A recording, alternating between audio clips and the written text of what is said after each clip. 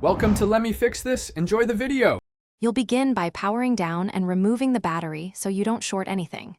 Once done, remove the rear screws and gently pry the shell apart. Use a plastic spudger to avoid marks.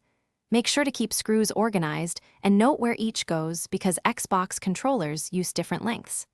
Now visually inspect the LB area for dirt, debris, or a dislodged spring. This quick check often explains sticking or unresponsive buttons and saves time before deeper repair.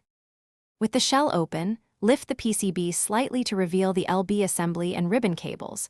Be deliberate and avoid force. Once exposed, remove the LB trigger module and inspect the plastic guide, paddle, and spring. Look for cracks, flattened coils, or plastic burrs causing friction. Test the trigger stroke manually while observing contact points. If you have a spare trigger or donor parts, compare tension and travel to determine whether you need a spring replacement, shimming, or smoothing of rough edges. Replace any damaged spring or lightly lube pivot points.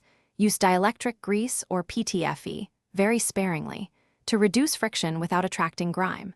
Reseat the ribbon cables and lower the PCB, then close the shell and reinstall screws in their original positions.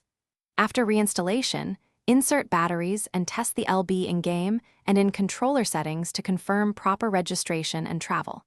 If problems continue, try a different spring or clean contacts with isopropyl alcohol. Persistent failure may require a full module replacement. Thanks for watching. If you found this helpful, don't forget to like and subscribe.